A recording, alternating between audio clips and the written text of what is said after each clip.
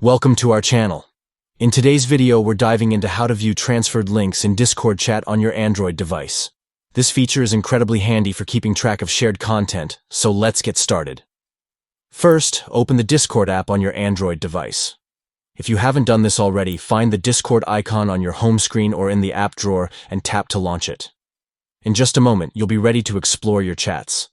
Once you're in Discord, navigate to the desired chat where you want to view the transferred links. This might be a group chat or a direct message, whatever suits your needs. Just tap on the chat to open it up. Now that you're in the chat, look to the top of your screen where you'll see the contact or group name. Tap on it. This will bring up an options menu where you can manage various settings for the chat. Finally, you'll see an option labeled Links. Go ahead and tap on that. Here, you can view all the attachments and links that have been shared in this conversation. It's a simple yet effective way to keep track of important resources or references shared by your friends or team members. And there you have it.